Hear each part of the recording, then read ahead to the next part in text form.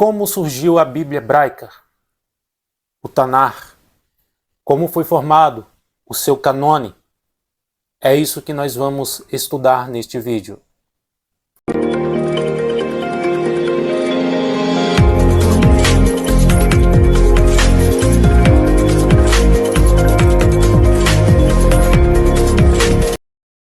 Para você que ainda não me conhece, eu sou Júnior Castro e este é o canal Torá em Foco. Temos aqui o compromisso de te levar a compreender as Escrituras Sagradas, sempre utilizando o método de entendimento judaico, que é onde todo o contexto das Escrituras foi desenvolvido, e é uma forma segura para termos um entendimento mais correto daquilo que a história e as Escrituras nos informam. O que é o canone hebraico? Como ele foi formado? Qual a sua estrutura? É comum estabelecer uma equivalência entre texto autorizado e texto canônico. Com isso, estabelece-se um vínculo entre a fixação de um canone de textos sagrados, aos quais nada deve ser acrescentado, dos quais nada deve também ser subtraído. É o que o Eterno fala para Moshe transmitir ao povo.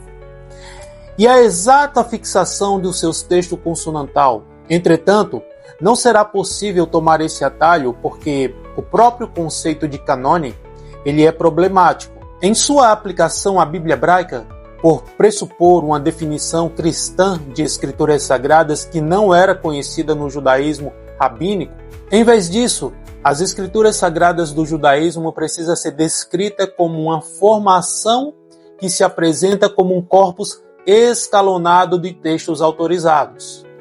Tradicionalmente, esse corpus é designado pelo acrônimo Tanar. Em hebraico, é um tipo de acróstico, sendo que as três consoantes representam as letras iniciais de cada uma das três divisões.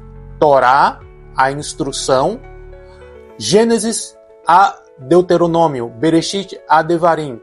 Segundo, os Nevim, profetas, que vão dos profetas anteriores, Yehoshua, a Reis, e os profetas posteriores, Yeshayahu, Isaías, a Malaquias.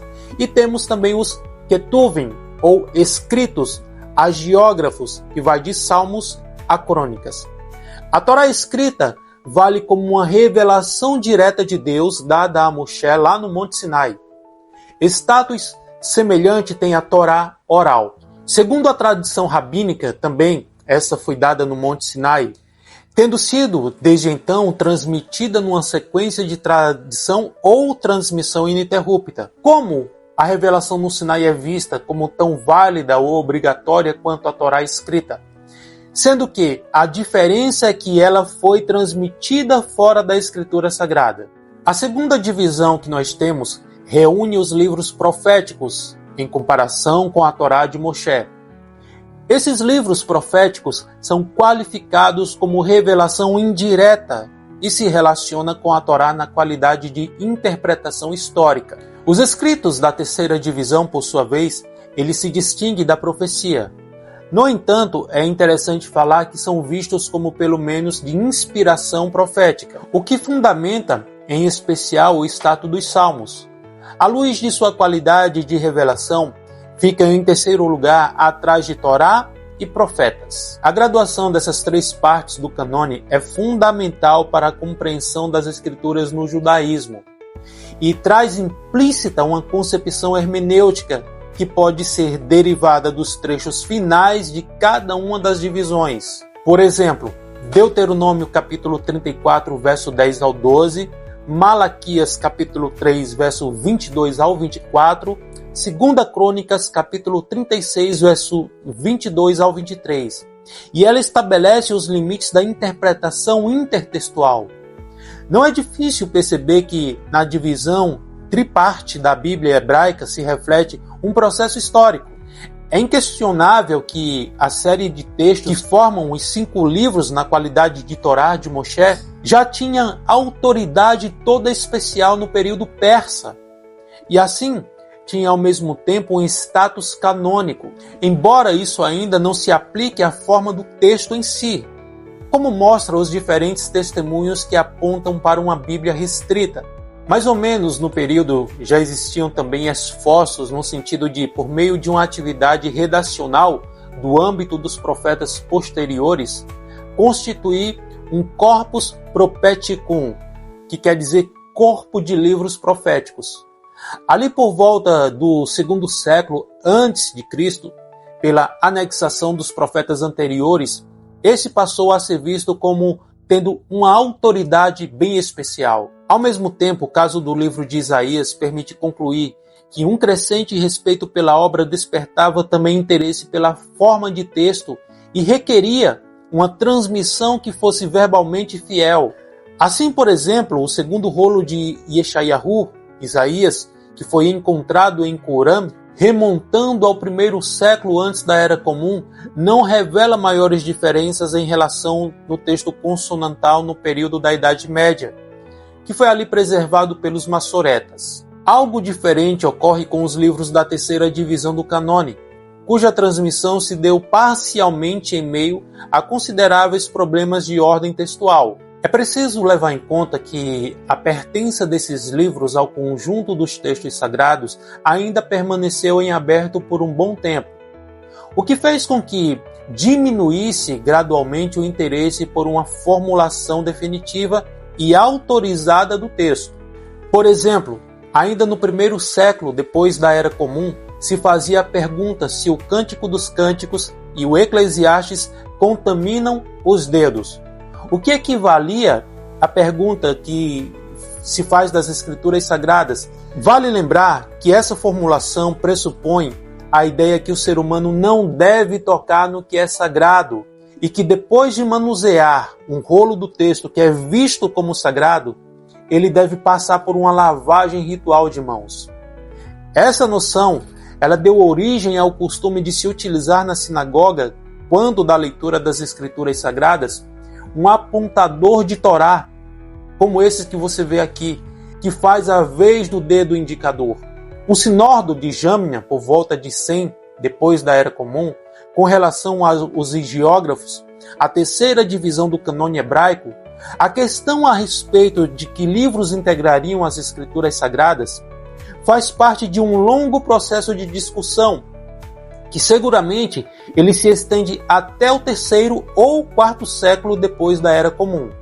No passado, pesquisadores e eruditos quiseram relacionar esse assunto com um acontecimento histórico, a saber, o suposto sínodo em Jamnia.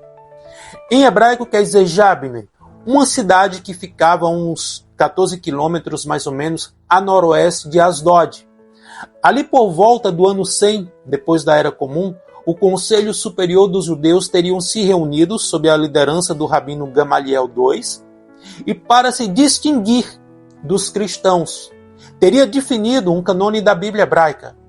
No entanto, mais recentemente se viu que isso não passa de ficção histórica. Por vários motivos. Em primeiro lugar, na Mishnah existe um único texto que pode ser relacionado com uma discussão de eruditos em Jamnia. Anteriormente, a saber, se manusear o Cântico dos Cânticos e o livro de Eclesiastes contaminam os dedos ou não. É significativo que não se discutiu se esses livros pertenciam ao canone, mas unicamente se esses dois livros deveriam ser classificados como textos sagrados ou não. Em segundo lugar, é um exagero dizer que tal debate na sinagoga rabínica era um sínodo.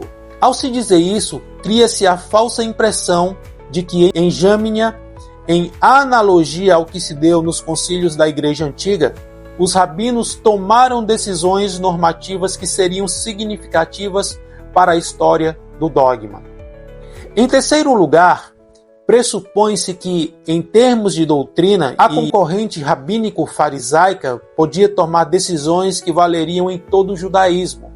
Tal pressuposto não se sustenta, visto que nos séculos seguintes, numa época em que aumentava a autoridade da sinagoga rabínica, havia comunidades judaicas locais que viviam como autônomas ou independentes. Esse é apenas um resumo daquilo que nós podemos chamar da construção do canone da Bíblia judaica, aquilo que nós conhecemos por Tanar. Nós não consideramos que exista um Velho Testamento e um Novo Testamento. Essas terminologias que foram cunhadas por cristãos, que na verdade quiseram expressar o Deus do Antigo Testamento como um Deus mau e o Deus do Novo Testamento como um Deus bom, misericordioso.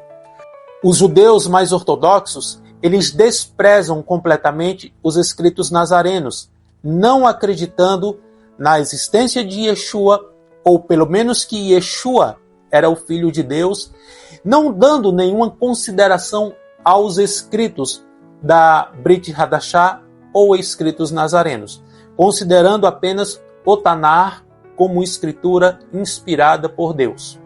Nós, que acreditamos em Yeshua como Messias, acreditamos tanto no Tanar como nos escritos nazarenos, que são escrituras que se complementam. Esse foi então um vídeo para te deixar informado sobre um pouco da historicidade da criação do canone do Tanar. Se você ficou até aqui e ainda não é inscrito no canal, eu quero te pedir que faça sua inscrição aqui embaixo. Se gostou do vídeo, dê o seu like, compartilhe o nosso conteúdo. Espero você no nosso próximo vídeo. Shalom, shalom.